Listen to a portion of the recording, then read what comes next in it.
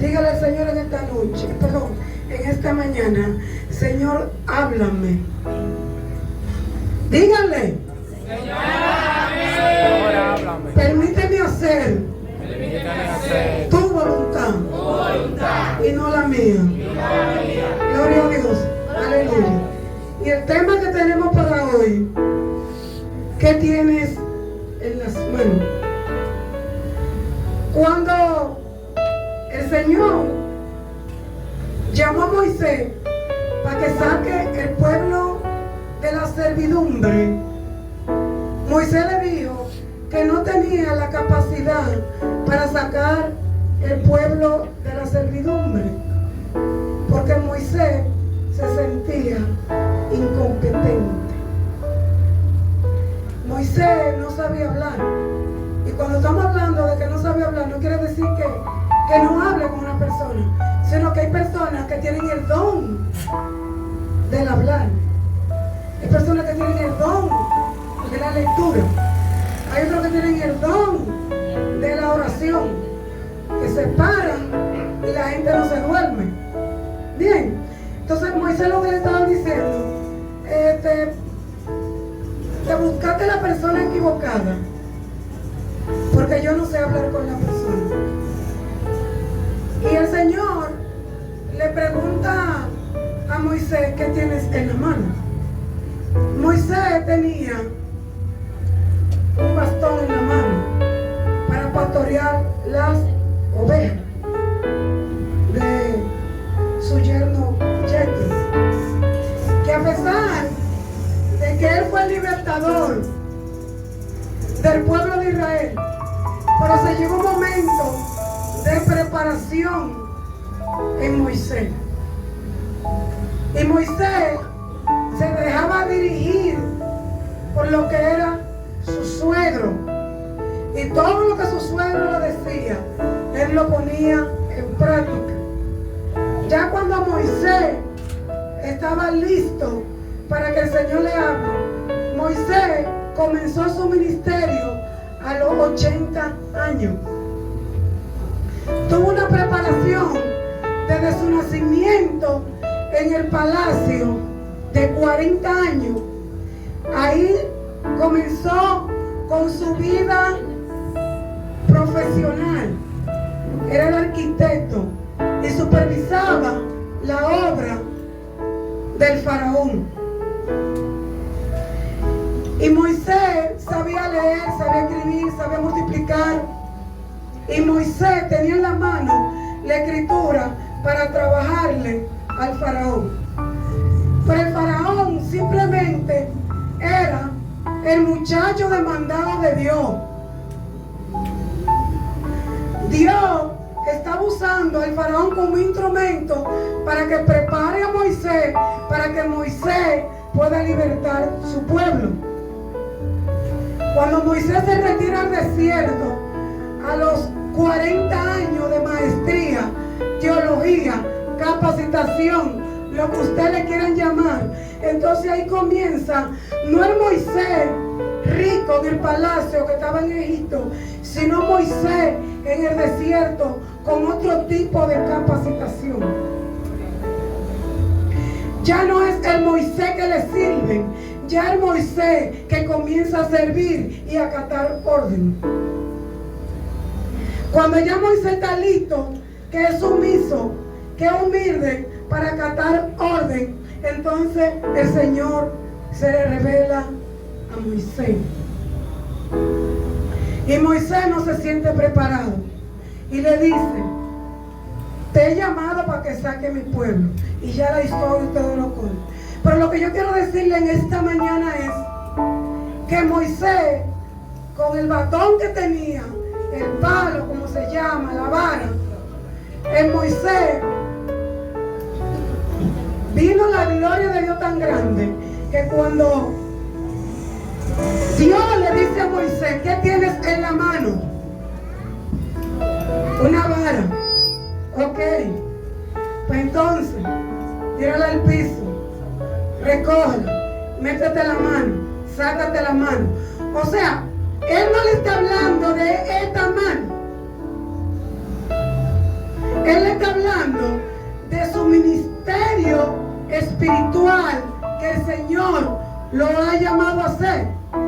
Quizás Moisés hubiera pensado que su vida había terminado ya en el desierto con las ovejas de su suegro y sus hijos. Ya Moisés estaba conformado porque ya ahí acabó todo. Pero entonces ahí a los 80 años fue que comienza el ministerio de él en grande. Y se dio tan fuerte que todavía hablamos de Moisés y que fue el hombre más manso de la tierra, con todas y sus debilidades. Con esa mano que el Señor le presentó a Moisés, que le dijo que tiene en la mano, Moisés sacó al pueblo con las 9 plagas. Cada vez que Moisés iba del faraón, toca la vara, que caiga en granizo, que se convierte el agua en sangre. Y las 9 plagas fue con qué? Con la vara que tienes en las manos. Y mi pregunta esta mañana sobre el versículo 27 que estaba leyendo el hermano Edwin, que me llama la atención el versículo, ¿qué es lo que dice? Todos ustedes son el cuerpo de Cristo y cada uno es una parte de ese cuerpo. Particular. Lo que más me llama la atención y me marca es que tú y yo tenemos dones, cualidades extraordinarias. Y mi pregunta esta mañana, ¿qué tú estás haciendo con los dones que Dios te ha dado? El pastor predicaba la reflexión del viernes y el título del mensaje de la reflexión: ¿para qué existe la iglesia? ¿Cuál es el propósito de la iglesia? Y le mandé a la líder un libro que dice La iglesia con propósito. Porque tú y yo, como líder, como miembro de la iglesia, tú y yo tenemos que enfocarnos a que el Señor nos ha llamado. El Señor no te llamó a ti a venir 3 veces a la semana para tú ser consumidor de un culto, o que tú seas parte de un aprendizaje X de la iglesia. Eso es importante. Tú ser discipulado, crecer espiritualmente es muy importante. Pero como yo sé que nuestra iglesia, y como tú sabes que nuestra iglesia está creciendo de la manera correcta. Si nosotros, los dones que el Señor nos ha dado, se están oxidando, no lo estamos usando. Y aquí me llama mucho la atención, hermana Gili, que le tomé su palabra, porque dice que cada uno de nosotros tenemos una función particular. Entonces, yo no soy responsable por el don que el Señor le dio a la hermana Elizabeth, al hermano Edwin y a cada uno de los que están aquí, a Juan, a Gili, a Marta, pero sí soy responsable por el que me dio a mí. Yo tengo que saber cuál fue la función que el Señor me puso aquí para yo trabajar con ustedes. Porque dice la palabra de Dios que nosotros somos creados para la alabanza de su gloria. Pero cada uno tenemos una función específica donde usted tiene que hacerlo con altura y con excelencia. Y entre esas funciones usted tiene que evaluarse y saber en qué yo soy bueno, qué es lo que me apasiona. La iglesia que está enfocada está llamada a trabajar en los 5 ministerios de la iglesia. Son más, pero hay 5 ministerios donde usted y yo tenemos que saber cuál es el llamado que usted y yo tenemos. Y tenemos lo que es el ministerio de alabanza. Decimos que si cantamos bien, que si ensayamos bien, vamos a crecer porque cantamos bien. Y la gente se deleita y no se está cantando como una lata vacía. Y como dice Elizabeth, no es cantar por cantar. Sí, eso está muy bien. Es cierto. Ese es positivo. Pero tenemos la otra, lo que es la proclamación de la palabra. El pueblo de Dios tiene que saber si yo tengo el don de la palabra, si yo puedo proclamar la palabra. Y cuando estoy hablando proclamar la palabra, no me estoy refiriendo aquí de pararme aquí y predicar la palabra. Estoy hablando de predicar la palabra a todo el mundo, a tiempo y fuera de tiempo, a donde quiera que yo esté. Todo el mundo debe saber que yo soy cristiano y no por la Biblia grande que yo ando. Tercero, somos buenos ahí nosotros, predicando la palabra. Si yo quiero que mi iglesia crezca, entonces tenemos que tener una buena pronunciación de la palabra. Nosotros tenemos que fajarnos a estudiar primeramente lleno del Espíritu Santo, y después, si a usted le toca la palabra, usted tiene que saber lo que usted va a predicar. No se predica porque a mí me gusta el mensaje. No se predica porque yo quiero decirle algo a Nonita. No se predica porque yo siento que tú estás en desobediencia. Se predica por la necesidad que tiene la iglesia. Entonces, después de la adoración, de la alabanza, yo comienzo con lo que es la proclamación de la palabra. Entonces ahí la iglesia crece. La tercera, la enseñanza. La enseñanza de la palabra. Maestro. Los maestros de la palabra. Si usted, como cristiano, no aprende a ser miembro, parte de su estudio bíblico de la iglesia, entonces, por más que yo le predique los sermones, usted no va a crecer como persona.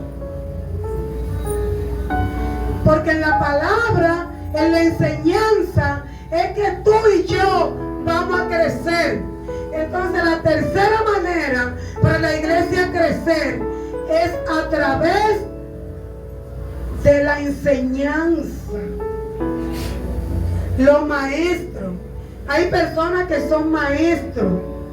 Maestro y proclamación son casi iguales, pero el maestro es mucho más fuerte que la predicación, porque el maestro tiene que indagar, tiene que buscar, tiene que pararse a leer un libro mensual, semanal, a meterse con el Espíritu Santo. Esa es otra manera de cómo la iglesia puede crecer de una manera particular. Tenemos cuarto, y es algo que nosotros trabajamos mucho: compañerismo. compañerismo. Me decía Janet que el Señor le puso tanta traba para que no vaya al campamento. Y era porque el Satanás no quería que ella conociera a sus hermanos todos, de lo hermoso y maravilloso que era. Entonces, ¿en qué ella se fijó? En lo hermoso de cada hermano, ¿verdad? No se fijó en el genio, en el carácter. Ella fue a compartir, fue a vivir un momento especial con sus hermanos y ella se lo disfrutó. Y todos nos lo disfrutamos. Porque ahí nos tocamos como que nos amamos más de la cuenta. Como que veíamos y nos daban un abrazo. Como que veíamos y nos daban unos besos de repente. Y eso nos hace el amor de Dios. Y nosotros somos fuertes en el compañerismo. ¿Saben por qué? Porque su pastor es fuerte en el compañerismo. Y la iglesia de allá arriba, la iglesia entera, quien la movíamos era Juan y yo a través del compañerismo. Para una iglesia crecer, tiene que estar enfocada en el compañerismo. Y quinto, el evangelismo. El evangelismo. El evangelismo personalizado. Que tú te tomes un tiempo, 1 hora a la semana, y tú dices, me voy a sentar con esta familia, y esta familia yo la voy a adoptar para mí. Esta familia yo la pienso invitar a comer. Esta familia yo la pienso invitar al cine. Esta familia vamos a ver una película. Esta familia yo la voy a pastorear fuera de la iglesia. Y esa familia yo la voy a encaminar a los pies de Cristo. Entonces, dentro de esos 5 propósitos para la iglesia enfocarse y crecer, es que tú y yo tenemos que enfocarnos.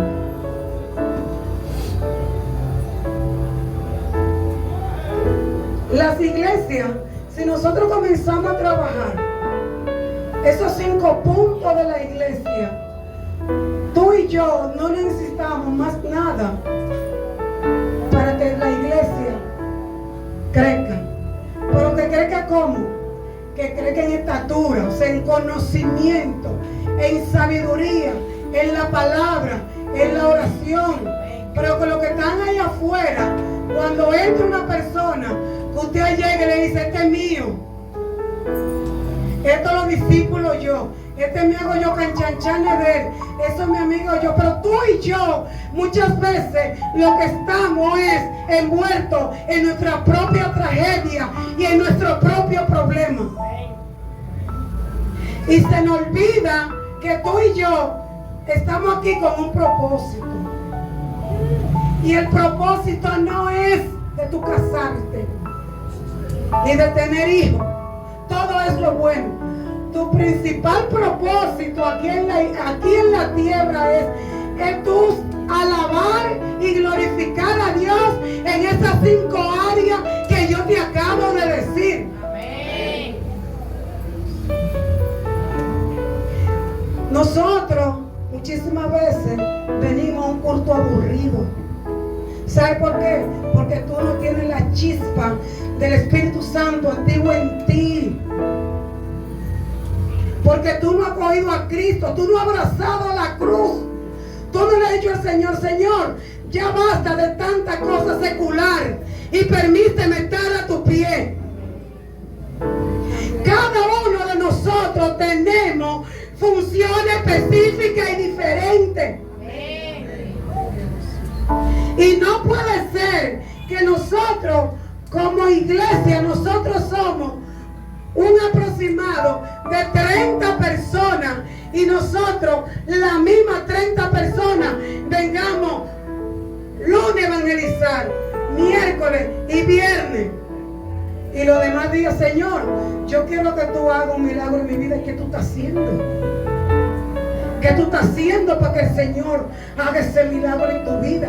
¿En qué tú te estás sacrificando? ¿Qué tú has sacrificado en tu vida para que el Señor te te diga a ti, tú tienes que decirle, envíame a mí, envíame a mí.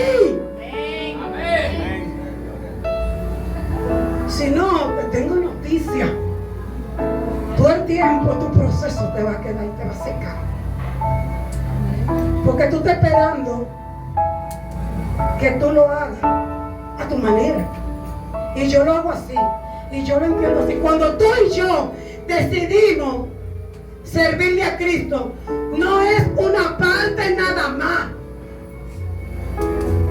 Es que tu caminar, es que tu pensamiento, es que tus acciones se reflejen que la gloria de Dios vive en tu vida.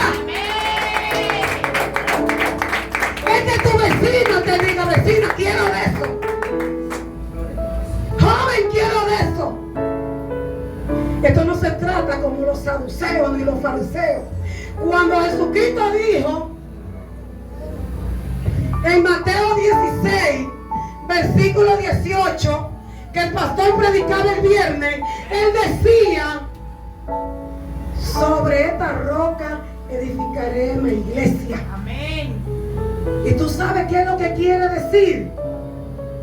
Que la iglesia, que la roca es Jesucristo. Amén. Y si tú y yo le hemos servido a Dios y hemos tenido un encuentro con Dios, tienen que notarse. Nosotros no podemos ser piedra de tropiezo para nuestro vecino, para nuestros hijos, para nuestro hermano. Nosotros somos egocéntricos porque todo lo queremos para nosotros. Mi familia tiene que estar bien, mis hijos tienen que estar bien, pero quiero decirte que si el Señor no edifica tu casa, en vano tú estás trabajando. Tú y yo, cada uno tenemos una función diferente. Y tú y yo no lo podemos justificar. Porque vamos a ser como el saduceo y como los fariseos, que hablamos mucho de la palabra, pero de poner en práctica nada. De la misericordia, nada. Le digo algo. El Señor me cambió la oración después del campamento. Y me puso a ver cosas que yo no estaba viendo. Y me cambió la oración. Y después ustedes se dan cuenta, cada uno de ustedes, los que estaban en el campamento, por qué el Señor me cambió la oración. Nos atamos mucho, que somos cristianos de la cabeza a los pies, pero muchas veces lo que somos cristianos de la secreta, muchas veces lo que vivimos una doble vida. Ni siquiera el vecino que tú estás al lado sabe que tú te congregas. Ahora yo te pregunto, de esos 5 enfoques, propósitos que tiene la iglesia para asistir, ¿de cuál tú perteneces? ¿De cuál eres miembro? ¿Qué es lo que estás haciendo para Cristo?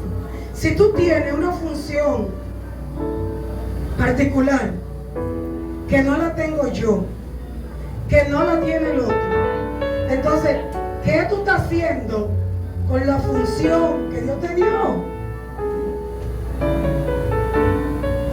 ¿Qué tú estás haciendo? ¿En qué nivel estás haciendo lo que Dios te dio? Y en esta mañana yo le invito a que nos revisemos y le digamos al Señor, le oremos al Señor, pero no que lo oremos con nuestro yo. Porque muchas veces oramos y decimos, Señor, si te ofendí. No. Dice la palabra de Dios que cuando todos pecamos, estamos destituidos de la gloria de Dios. Y yo te estoy predicando aquí, porque eso es lo que el Señor me puso. Pero todo lo que te mandé, si no haces lo que el Señor le mandó, uno van a dar su cuenta. El Señor te va a preguntar un día, ¿qué hiciste con lo que te di? ¿Qué fue lo que hiciste con lo que te di? Evalúeme. ¿En qué soy buena? En la adoración, ¿en qué soy buena? En la proclamación, ¿en qué soy buena? En la enseñanza, ¿en qué soy buena? En el compañerismo, ¿en qué soy buena? En el evangelismo. Y evalúese usted mismo. Y dígale al Señor, envíame a mí. Porque nosotros estamos llamados a glorificar a Dios en espíritu y en verdad. No basta venir los domingos, no basta venir los miércoles, no basta venir los viernes. Tú tienes que ser un embajador de Cristo a tiempo y fuera de tiempo, porque tú fuiste creado para eso. El marido es añadidura, los hijos son añadidura, los nietos son añadidura, todo es añadidura. Tú fuiste creado para glorificar a Dios, y en esas áreas de tu vida nosotros tenemos que evaluarlo y cada día decir, puedo dar más, puedo prepararme más, puedo hacer más. Yo entiendo que nuestra congregación, cuando se trata de estos 5 ministerios, no estamos completos, pero estamos trabajando. Podemos conseguir más, podemos tener más. En el ministerio que Dios le dio, invierta un 70%. En el que usted no tiene, invierta un 30%, pero invierta. Si su ministerio que el Señor lo llamó fue la adoración, no se haragán.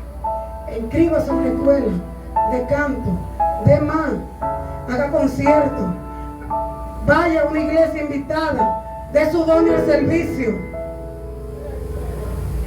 Si su ministerio es la proclamación de la palabra, no se quede enano, estudie la palabra, tenga libros. Si es de intercesión, manténgase en ayuno y oración. No todos van a ser intercesores, no todos van a ser adoradores, no todos van a ser maestros, pero lo que Dios te dio, hazlo con calidad. Para cuando el Señor te llame y te pregunte, ¿qué fue lo que hiciste con lo que yo te entregué?